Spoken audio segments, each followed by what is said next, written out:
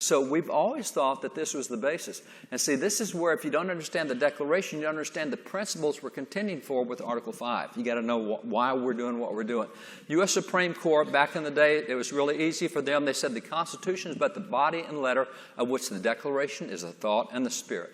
It's always safe to read the letter of the Constitution and the spirit of the Declaration of Independence. So those two things are not to be separated. Now, going back to the Constitution, going back to Article 5, how do we get the basis, the principles there? This is where we want to look at those 161 words, those 6 principles. Let me read those 161 words to you. You'll recognize them. Some of you may know them.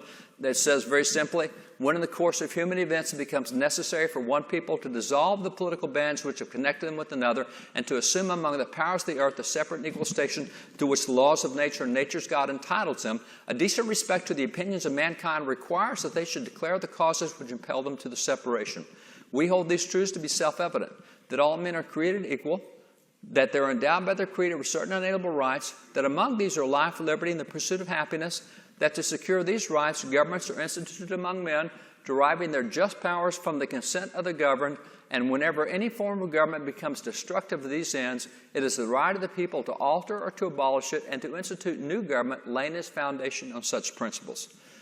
Now, those 161 words just gave you 6 tick marks that you can put on your list. 6 things that they said, this is what government's supposed to do. Washington says, the fundamental principle of our Constitution requires that the will of the majority shall prevail. You have Thomas Jefferson, who started the other political party of the day, who said the same thing. He says, the will of the majority, the natural law of every society, is the only sure guardian of the rights of man.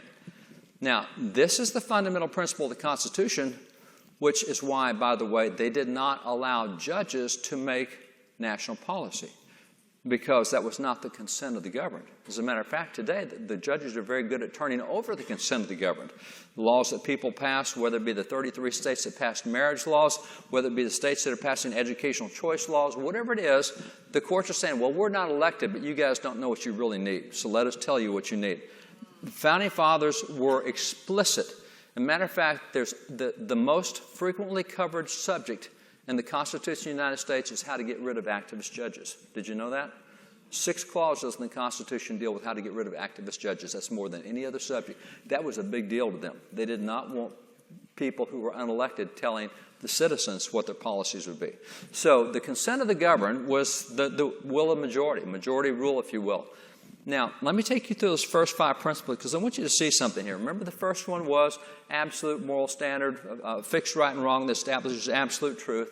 There's a divine creator who gives inalienable rights. Government exists primarily to protect those rights, and the consent of the governed. Consent of the governed, which is the one we talk about today, the will of majority elections, that's number 5 on the list.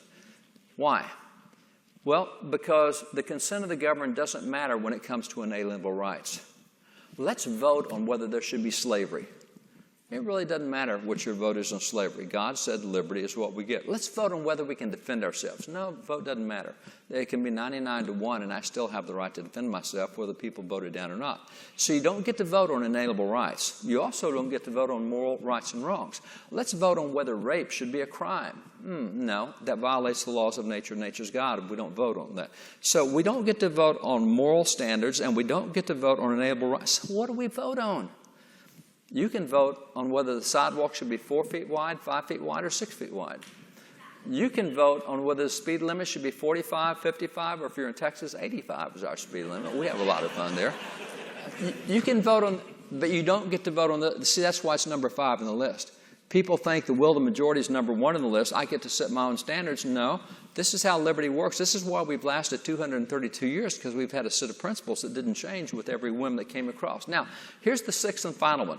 Whenever any form of government becomes destructive of these ends, in other words, when a form of government says, well, we don't think there's rights and wrongs, and by the way, we don't think you should have the right to acknowledge God and your inalienable rights, we'll tell you what they are and what you can do with them, and all this, and we don't exist primarily to protect your rights, you exist to serve us in government.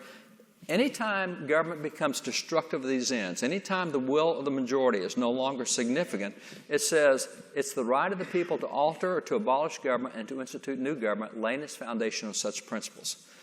So the 6th principle is, if the government doesn't do the first 5, you get to start a new one or change it. Now, we don't need a revolution every time government screws up. I mean, that's not what we're after.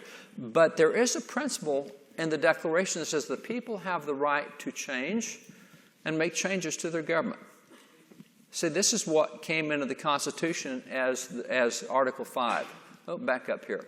That was Article 5. Article 5 says, hey, we recognize that there's going to be changes you need to make from time to time. Here's how you can do it. And see, one of the things the Founding Fathers understood is you don't let the body who's out of control be in charge of making the changes. So when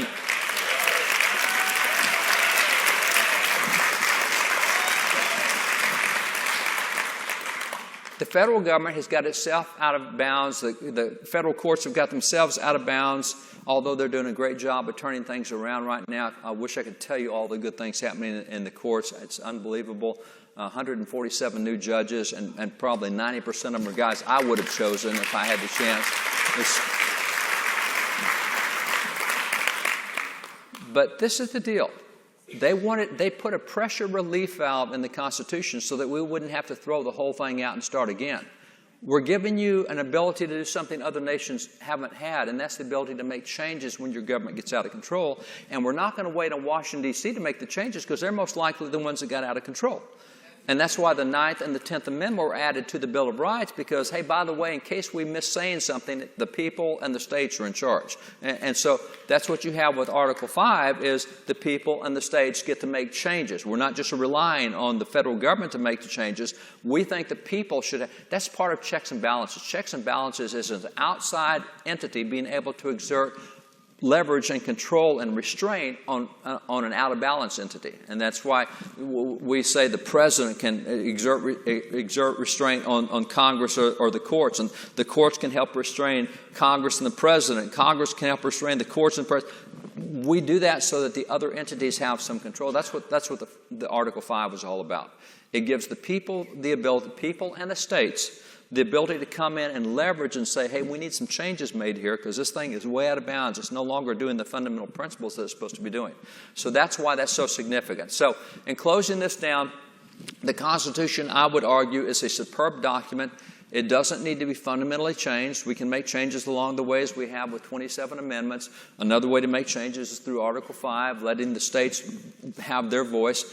We've kind of emasculated the states over the last 20 to 30 years, and they don't even know why they exist anymore. They don't even know why the Senate used to exist, and they're starting to push back.